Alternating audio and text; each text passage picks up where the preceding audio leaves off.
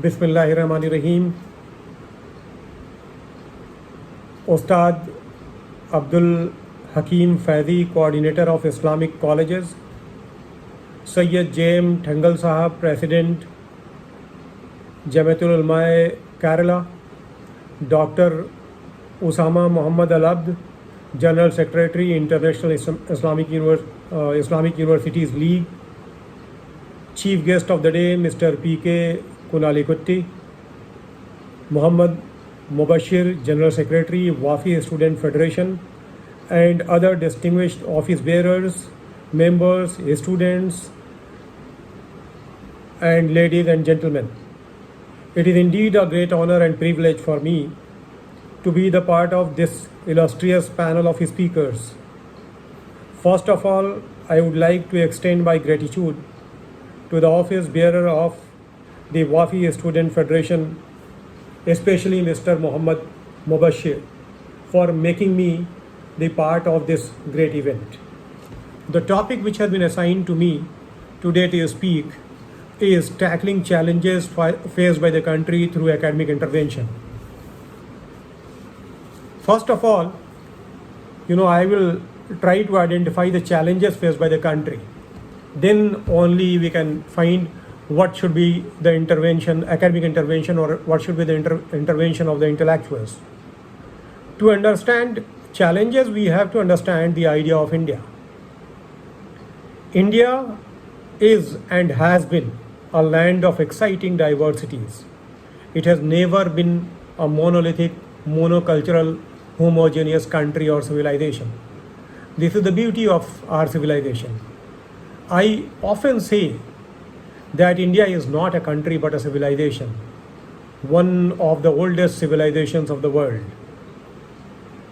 And you see, the ethos of this civilization, or the country that is called India, has been highlighted none other than the Supreme Court of India. Our own Supreme Court of India, in a judgment, observed, and I quote, "Throughout the ages, endless inundation of men of diverse creeds, cultures and races, Aryans and non-Aryans, Dravidians and Chinese, Syrians and Huns, Pathans and Mughals have come to this ancient land from distant regions and climes. India has welcomed them all. They have met and gathered, given and taken, and got mingled, merged and lost in one body." Unquote. Again, the Supreme Court in the same judgment observed, India's tradition has thus been epitomized in the following noble lines: "None shall be turned away from the shores of this vast area of humanity, that is India." Unquote. Ladies and gentlemen, from the above observation of our Honorable Supreme Court of India, we can safely assume, we can safely say and assert that India has been a country where exciting diversities have been there. And this is the reason that you see that the Constitution of India, what is the constitutional vision of India? First of all, we have to understand to identify the challenges. And when we try to know the constitutional vision of India, we find that the Constitution of India proclaims in the preamble that India is a sovereign, socialist, secular, democratic republic. It has promised liberty, equality, and justice, economic, political, and social, for all the people without any discrimination. Without any kind of discrimination on the basis of creed, caste, sex, place of birth, etc. This is the constitutional vision of India, and we must remember that the Supreme Court of India has declared that the ideals expressed in the preamble of the Indian Constitution are the basic structure of the Constitution, which means they cannot be altered, they cannot be changed. This is the reason that this should be our, the starting point, that India is a secular democratic republic. Now, secular demands, when we say India is a secular state, it means all the people without any discrimination should be treated in a dignified manner. That is one thing. And when we say that India is a democratic country, it means its diversity, the voices of dissent, they all must be respected, they all must be cherished, they all must be celebrated. Without, about democracy, I want to point out that we should be very happy that we are a democratic country, but at the same time, we must be careful that democracy, that is the Western liberal democracy, is a model that we have followed in our own country. We must remember about J.S. Mill, John Stuart Mill. He warned that what is the danger in a democracy, and he said democracy is not like a wild plant. It is not like a wild plant which can grow without proper care. It needs care from the people, from the constituent elements of India. It needs care, Indian democracy. Why? Because John Stuart Mill himself is warning that there is always the danger of tyranny of majority in a democracy. And when the tyranny of majority is established, then democracy becomes a false democracy. It is not a true democracy. This is the reason that all the people from the different caste, creed, sex, place of birth, all the people, those who feel marginalized, all the people, those who feel distressed, all the people, those who are having anxieties against majoritarian onslaught, they must understand that democracy is to be preserved by their struggle, by upholding the values of the Constitution. Now, when we are trying to identify the challenges, there are many, many challenges. The first thing, that the very idea, the very vision of India, that the framers of the Indian Constitution, the great leaders of the freedom struggle like Dr. Ambedkar, Mahatma Gandhi, Jawaharlal Nehru and others, the vision that they had in their mind, that very vision, that the very idea of India is being challenged. And this is the reason that we have to strive to reclaim the India that has been visualized in the Constitution, the India which has been visualized by the leaders of the freedom struggle. And this is the reason that the forces that are trying to unleash hatred, or the people those who believe in the politics of othering, and by othering they believe in the politics of marginalization and exclusion, they must be resisted with all democratic and peaceful means. And this is the reason that I have to point out here the responsibilities of the intellectuals, responsibilities of the educational institutions, responsibilities of the civil society. Ladies and gentlemen, we must remember that educational institutions are not only producers of degree holders, technicians, engineers, doctors, scholars. They are also a vehicle of social transformation. They are a vehicle of emancipation. They are a vehicle of social change.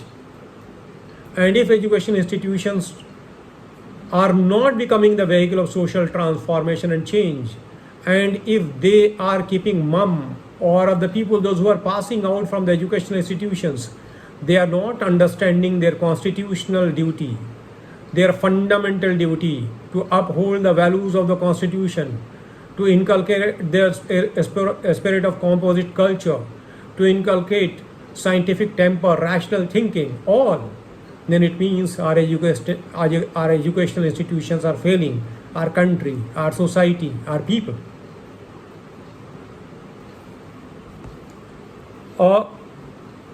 Basically, and here I am reminded of Antonio Gramsci. He is talking about intellectual hegemony and domination, and then he is also talking about organic intellectuals. If we are only producing engineers and doctors, technicians, scholars, those who are not concerned with the affairs of the society, those who are not concerned with the problems of the country, those who are not trying to tackle the challenges faced by the country, it means that they are not realizing the very essence of the educational institutions. Educational institutions have to produce organic intellectuals. They have to produce organic thinkers like Sir Syed Ahmad Khan, like Allama Iqbal Rahmatullah Alayh, like Dr. Ambedkar, like Periyar, or like Mahatma Gandhi, Jawaharlal Nehru and others. If these education institutions are not producing organic intellectuals who are ready to take positions against the forces of orthodoxy, conservatism, xenophobia, fascism, communalism, casteism, then it means that we are not realizing our responsibilities. Friends, we must remember that narratives and the discourses in a society are very, very important. Why? Because narratives and discourses are very important because it is generally believed by the constructivist thinkers that truth is a social construct. When they say truth is a social construct, it is socially constructed. It is socially induced. Truth is socially induced. You must remember that the very consciousness of individuals, the awareness, even the very cognitive orientation of the people are socially induced. And the educational institutions, the system of education in a country that plays a very, very important role in the construction of narrative, in developing the cognitive orientation of the people. This is the reason if truth, when I say truth is a social construct, I am not talking about the absolute truth that is God. I am talking about the truth that is always projected in the society as universal truth. But remember that the power structure plays a very important role. The dominant class, the dominant group plays a very important role in the construction of that truth. And when a false truth is constructed in a society as the real truth, it means it will create disaster. It will create problem for the people. And this is the reason that a false truth which is constructed by the power structure must be deconstructed. And here the role of the educational institution becomes very, very important. Friends, there are many other things that we must realize. And it is not only the question of responsibility. What is happening that there is global rise of the forces of hatred. There is global rise of xenophobia, Islamophobia. The forces, that are trying to unleash a system of economic exploitation, cultural subjugation. There are people who are advancing the thesis like clash of civilizations. They are warning others that if the days of ideological conflict is over, very soon you will find that the clash of civilization is going to take place. There are people like Samuel P. Huntington, a political scientist of Harvard University, who was also political and security advisor to the White House of the United States of America. What he is trying to suggest through his thesis of clash of civilizations, basically he is trying to identify fault lines of civilizations. And he is quoting in his own book, he is trying to suggest, and I quote, that there can be no true friends without true enemies, unquote. It means if you want to keep intact your unity,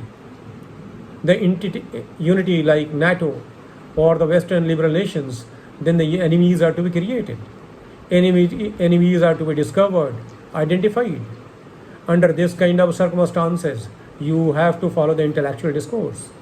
And I shudder when I read the quotation from Dade Lagoon in that particular book, Clash of Civilizations, and I quote, "You cannot love what you are unless you hate what you are not," unquote.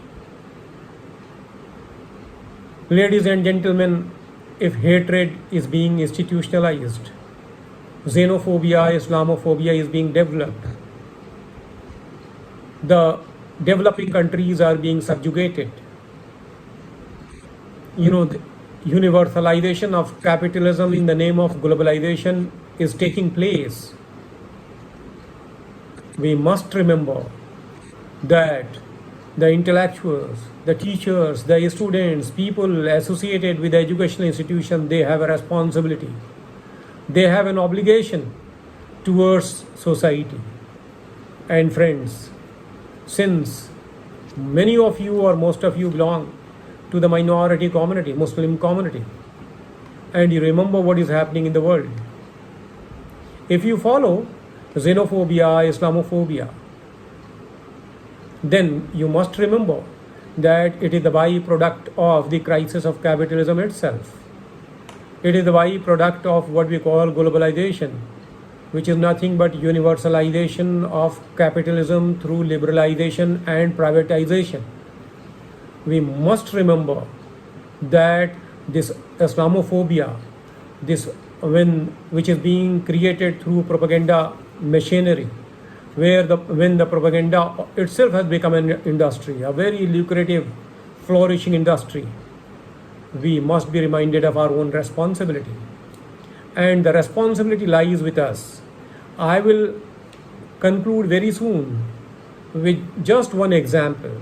You know what is happening in the world, why this Islamophobia is there in the world. Before 1991, before the demise of the Soviet Union, disintegration of the Soviet Union, you will find in the world there was red danger, that was being projected, or communism, Marxism was projected as a threat to international peace and security. It was declared as a danger, as a menace, as a problem. And a lot of money was spent for propaganda against communism, to declare it or to demonize it, to demean it, to make it an ideology which should be hated. Ultimately, Soviet Union disintegrated, and this was the time when Huntington came up with the idea that there can be no true friends without true enemies. And you find that the red danger and the red peril was replaced with green danger and green peril. Green symbolizes Islam. Friends, this is a very dangerous narrative that is being constructed. And those who are studying in the colleges and the universities, those who are in the academia, they must understand that this narrative is a very dangerous narrative. And this is the reason that it becomes our responsibility to counter, to deconstruct this kind of narrative. When the people all over the world or in our own country, those who are trying to spread hate, it is our responsibility to spread love. When the people are trying to preach violence, let us come forward and preach peace. Islam means peace. Salamati sab par bhejiye. And this is the reason when the forces in our own country try to, create gulf between the communities, let us come together and try to bridge, try to build bridge, try to bridge the gulf that is being created. And I am very much sure that the divisive forces will be defeated by the forces of love, compassion, mutual goodwill, and peace. Again and lastly, the last point that I must point out, I have been always, listening from the people, those who are wise people. They try to say that the students and the teachers and the people, those who are in the academia, they should stay away from politics. And I will request that we should not be trapped by this particular conspiracy of the ruling class when they say that the people, those who are in the educational institutions, or those who are educated, those who are in the academia, they should stay away from politics. Remember, politics is an unavoidable condition of human existence. Unfortunately, because of the bad behavior of some politicians, politics itself has become something which is condemned and which is disliked by majority. But keep in mind that politics cannot be avoided. And this is the reason that somebody has rightly said, and it is rightly asserted, that wherever you are, you may not be interested in politics, but politics is interested in you. Keep in mind, politics is an activity through which resources, offices, honor, and wealth of the nation are distributed. So that's why those who are staying away from politics, it means they are staying away from the power, prestige, resources, wealth, honor, and offices. You see, politics was used by the father of the nation, Mahatma Gandhi, for the emancipation, for the salvation, for the freedom of the country. Similarly, you see, the father of the Indian Constitution, Dr. Ambedkar, used politics, political mobilization for the emancipation of a scheduled caste, the people, those who were considered as untouchables in this country, those who were given degrading, inhuman treatment, cruel treatment. He mobilized them, social and political mobilization, and ultimately he achieved justice for all. This is the reason that I will emphasize that all the people, those who are in the academia, they must intervene, of course, in a democratic way, of course, by adopting constitutional means, of course, by adopting peaceful means, and they should challenge the forces of communal fascism, the forces of casteism, who try to marginalize the people, those who have been subjugated for many hundreds of years. And I will also say that there are many people who think that there will be divine intervention and everything will be all right. No. You have to understand the cause and effect. There cannot be divine intervention. Or even if divine intervention is going to be there, it will be there only when the people, the believers, they come forward and they do their duty, they discharge their duty. And I will end up with 4 lines of great poet Allama Iqbal when he said, तेरे दरिया में तूफ़ा क्यों नहीं है, खुदी तेरी मुसलमा क्यों नहीं है, अबस है शिकवे तकदीर यज़दा, तो खुद तकदीर यज़दा क्यों नहीं है. You cannot wait for the divine intervention. You have to intervene when the injustice is being done. You have to intervene when the people are trying to perpetuate exploitation and injustices in the society. And the translation of these 4 lines, I will try to translate these 4 lines of Allama Iqbal. And this is, why there is no storm in your sea? Why is your khudi, that is ego, not Muslim? It is pointless to complain of God's decree. Why are you not God's decree? Thank you very much. I am very thankful again to Muhammad Mubashir and the organizers of the Wafe Student Federation. I congratulate them on this special occasion. At the same time, I will pray and I cherish the 2 lines of Allama Iqbal, that is सारे जहाँ से अच्छा हिंदुस्तान हमारा, हम बुलबुलें हैं उसकी, ये गुलसिता हमारा. All the people, Hindus, Muslims, Sikh, Christians, men, women, all, we all belong to this country and this country belongs to us. Thank you very much.